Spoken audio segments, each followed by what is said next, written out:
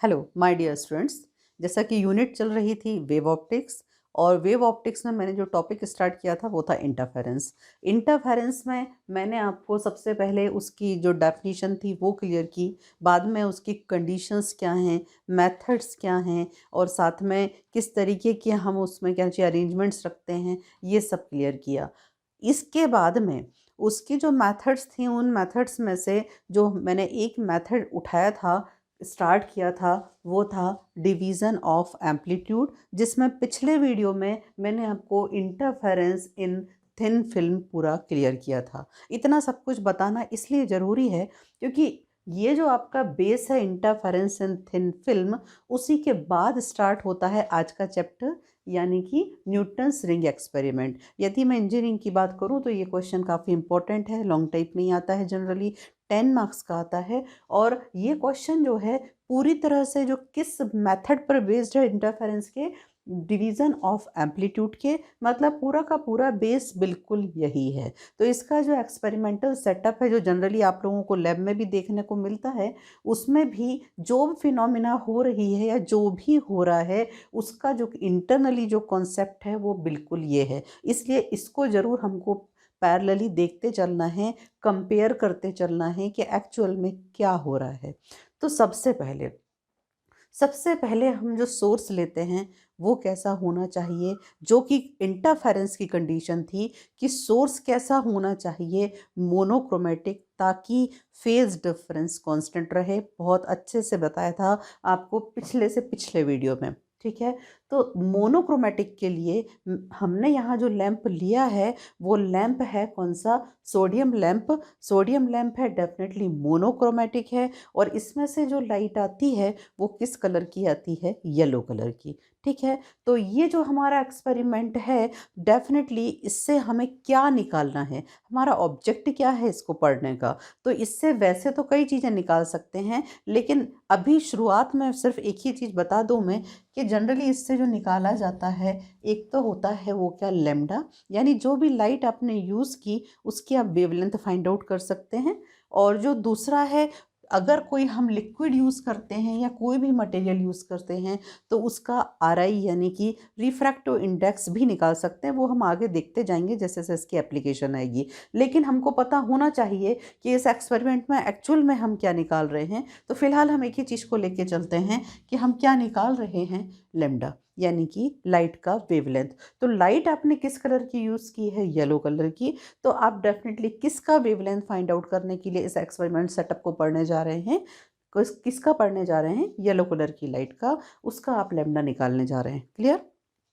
तो now light यहाँ पे जो आप देख रहे हैं, जैसे ही आप सोर्स को इल्यूमिनेट करते हैं, नाउ ये जो लाइट आती है it just incidents at a plate. ये जो प्लेट है, this plate is fixed at 45 degree angle. Why 45 degree angle, because यदि ये बिल्कुल सीधी होती, 90 डिग्री पर होती, तो ये लाइट रिफ्लेक्ट हो जाती, कुछ लाइट ट्रांसमिट हो जाती। हमको क्या करना है, हमको इस लाइट को, जो इसका पाथ है उसको थोड़ा सा डेविएट करना है, उसको थोड़ा सा मोड़ना है, उसके पाथ को चेंज करना है। क्यों? क्योंकि हमें लाइट को कहीं और लेकर आना है। तो सबसे पहले ये जो प्लेट है ये किस एंगल पे लगी हुई है, 45 क्यों लगी हुई है, इसीलिए ताकि लाइट जैसे ही इस पर इंसिडेंट होती है, लाइट मुड़ते हुए कौन सा डायरेक्शन फॉलो करती है, ये डायलाइट कंप्लीट परपेंडिकुलरली नॉर्मली कहाँ पर आती है, किसकी तरफ आती है, नीचे की तरफ आती है।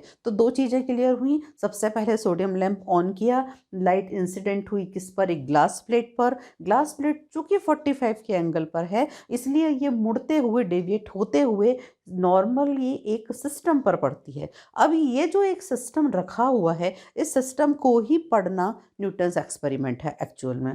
तो अगर हम इस सिस्टम को पढ़ना शुरू करते हैं तो यहाँ हम देख रहे हैं कि ये क्या रखा हुआ है, एक प्रकार का कॉन्वेक्स लेंस रखा है, लेकिन इसका जो ये सरफेस है ये प्लेन है। तो जनरली इसको जो बोला जाता है, इसीलिए इसको बोला जाता है प्लेनो कॉन्वेक्स लेंस। कौन सा है, इसको मैंने अलग से इसलिए बनाया है ताकि मैं आपको डिटेल में इसको समझा सकूं।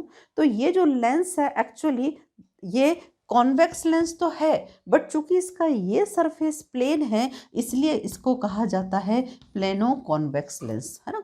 इस प्लेनो कॉन्वेक्स लेंस को एक सिंपल सी नीचे ग्लास की प्लेट पर रखा हुआ है। ये ग्लास की प्लेट आप समझ सकते हैं जैसे स्लाइड्स होती हैं जिन पे जनरली हमारे ब्लड टेस्ट वगैरह के लिए यूज़ करते हैं, तो इस पर जो है इसको रखा हुआ है। ये रखा इस तरीके से है कि चूंकि कॉन्वेक्स लेंस का सरफेस इस तरह से कर्व्ड होता है, तो डेफिनेटली ये जो कर्व्ड सरफेस है ये कहीं ना कहीं प्लेट को यहाँ पर तो टच कर रहा है, लेकिन यहाँ से इसका जो कर्व्ड सरफेस है ये उठा हुआ है ना।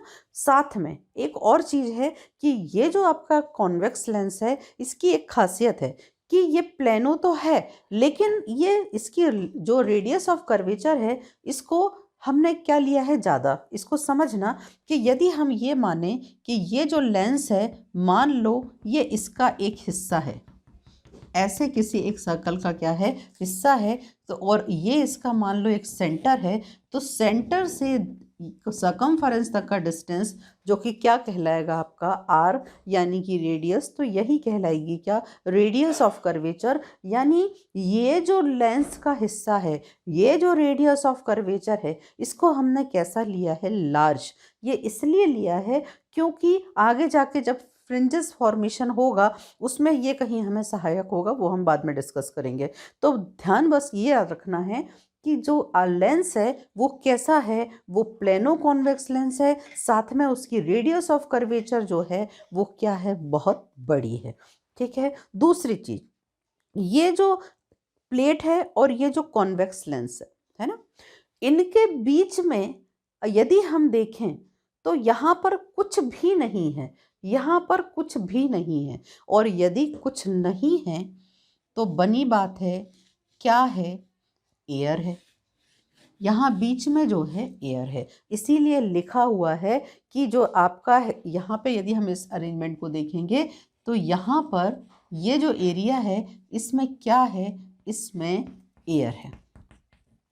बात बिल्कुल उसको ऐसे कंपेयर करना कि जैसे आप इंटरफेरेंस इन थिन फिल्म पढ़ते थे, तो इंटरफेरेंस इन थिन फिल्म में क्या होता था, ये आपका जो टॉप होता था, आप कहते थे पानी के ऊपर यदि ऑयल का ड्रॉप स्प्लिट होता है तो आपका जो पानी या जो होता था वो बॉटम होता था, और उसके ऊपर ऑयल का ड्रॉप स्प्लिट हुआ मतलब वो टॉप होता था। सिमिलरली यहाँ आपका जो टॉप है वो क्या है, इस प्लेनो कॉन्वेक्स लेंस का कर्व्ड सरफेस, और आपका जो बॉटम है जो वहाँ क्या होता था वाटर होता था, यहाँ आपका जो बॉटम है वो है ये कांच की प्लेट।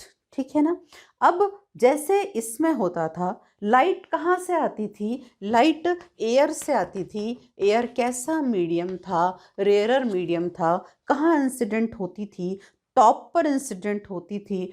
टॉप पर क्या था, ऑयल। ऑयल डेफिनेटली जो एयर था उसकी तुलना में क्या था, डेंसर था। सिमिलरली लाइट यहाँ पर भी जब यहाँ से आती है और इसके ऊपर इंसिडेंट होती है, मान लो हमने इसको लेते हैं, ये लाइट जब इसके ऊपर नॉर्मली इंसिडेंट होती है तो सबसे पहले आई कहाँ से है, एयर से, और चूंकि लेंस में जाती है तो किस में गई, ग्लास में, तो यहाँ भी इसका क्या होगा, रिफ्रैक्शन होगा, थोड़ी सी मुड़ेगी, और साथ में जब ये बाहर निकलेगी तो ये मुड़ती हुई निकलती है। क्यों निकलती है, क्योंकि यहाँ पर ये एयर से किस में आई है, ग्लास में, और ग्लास से वापस, चूंकि इन दोनों के बीच में क्या है, एयर है, तो लाइट को इधर देखिए, इससे समझना ये जो लाइट आई है ये नॉर्मली आई है, कहाँ से आई है, एयर से आई है। ठीक है, एयर से आई, थोड़ी सी मुड़ती हुई, अब जब ये इसमें गई तो ये किस में हुई, किस में गई, ग्लास में। ग्लास कैसा मीडियम है, एयर की तुलना में डेंसर मीडियम है, और ये हल्की सी, ये जो एरिया है जिसको जहाँ हमने एयर फिल्म बनाई है, ये हल्की सी मुड़ते हुए मुड़ी। क्यों, क्योंकि ये मीडियम क्या हुआ, चेंज हुआ, ग्लास से वापस किस में आई, एयर में आई। तो मीडियम क्या हुआ, ग्लास से वापस एयर में आई, तो मीडियम क्या हुआ, चेंज हुआ। मीडियम चेंज हुआ तो ये क्या हुई, हल्की सी मुड़ी। जो हल्की सी मुड़ी, इसको आप कौन सी फिनोमिना कहते हैं, पार्शियल क्या, refraction. Due to medium change light is just bending to their path, जो ये बेंडिंग हो रही है इसको क्या कहते हैं, पार्शियल रिफ्रैक्शन। बिल्कुल यही स्थिति कि जब लाइट यहाँ से इंसिडेंट हुई थी, टॉप पर आई थी, डेंसर पे आई थी, डेंसर से जब ये नीचे की तरफ आई, वाटर की तरफ आई, रेयरर में आई, चूँकि एयर से यहाँ डेंसर में आई थी, थोड़ी सी मुड़ी थी, जिसको आप बोलते थे कि इस यहाँ पर आके लाइट का क्या होता है, पार्शियल रिफ्रैक्शन, है ना। और साथ ही जो भी इसके ऊपर कहना चाहिए, जो भी कंपोनेंट इंसिडेंट हुआ होगा नॉर्मली, वो थोड़ा सा कंपोनेंट क्या हुआ होगा, वापस भी गया होगा, जिसको हमने बोला पार्शियली रिफ्लेक्शन। पार्शियली क्यों बोल रहे हैं, क्योंकि ये जो लाइट आ रही है ये एक एंगल से आ रही है, इसमें से कुछ पार्ट तो होगा जो मीडियम चेंज होने के कारण अपने पाथ को थोड़ा सा अपने पाथ से डेविएट होते हुए आगे बढ़ जाएगा,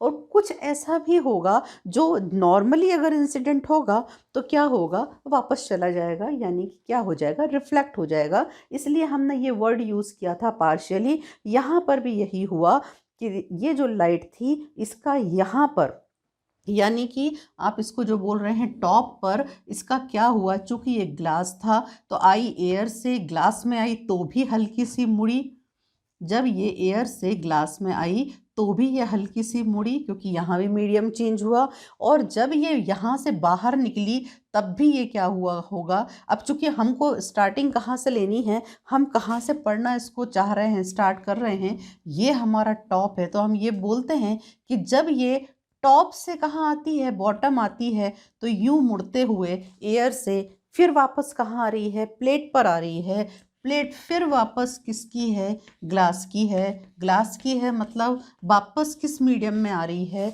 डेंसर मीडियम में आ रही है।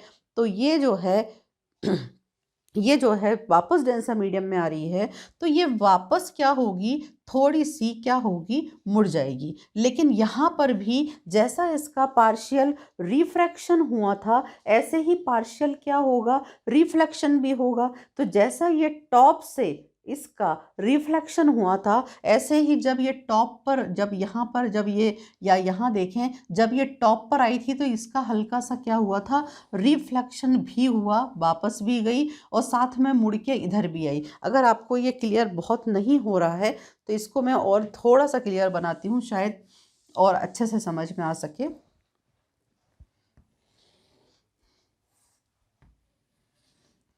ये जो आपका लेंस है, ये स्थिति है आपकी, है ना। ये जो लाइट आई इसको हमने बोला टॉप, यहाँ रिफ्रैक्ट जरूर हुई है ये, लेकिन इसको फिलहाल हम बार बार कंसीडर ना करते हुए इसको हमने टॉप बोला। ये आपका टॉप है, ठीक है। तो जैसे यहाँ से मीडियम चेंज हुआ, कांच में आई, कांच में आई है तो पार्शली रिफ्रैक्ट हुई, कांच से भी एयर में जा रही है तो रिफ्रैक्ट होते हुए ये मुड़ी, ये पार्शली रिफ्रैक्ट हुई, और ये जो है पार्शली रिफ्लेक्ट हुई। और जब ये ऐसे ही जब ये बॉटम पर आती है तो बॉटम पे अगेन ये एयर से रही है, जा फिर किस में रही है, ग्लास में जा रही है, तो अगेन वापस इसका पार्शियल तो रिफ्लेक्शन होगा और पार्शियल क्या होगा, रिफ्रैक्शन होगा।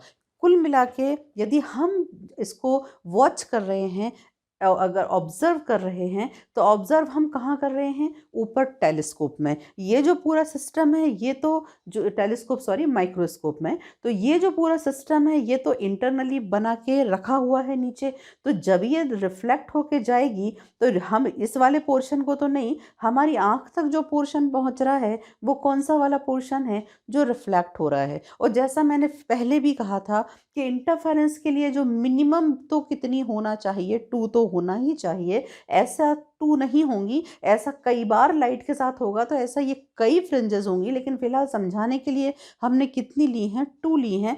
तो जैसे ही ये जो दो रेज होती हैं ये आपस में जाएंगी साथ में, तो टकराएंगी, टकराने से कौन सी फिनोमिना होगी, इंटरफेरेंस। और इंटरफेरेंस के कारण जो हम माइक्रोस्कोप पर देख रहे हैं, तो हमको माइक्रोस्कोप पर कुछ ऐसा दिखेगा कि कुछ इस तरह की हमको फ्रिंजेस नज़र आएंगी। मतलब कैसी फ्रिंजेस होंगी कि बीच में हमको दिखेगा अंधेरा, डार्क दिखेगा, ठीक है, और जो सेंटर है वो हमेशा डार्क दिखेगा। उसके बाद आपको क्या दिखेगा, थोड़ा सा ब्राइट दिखेगा।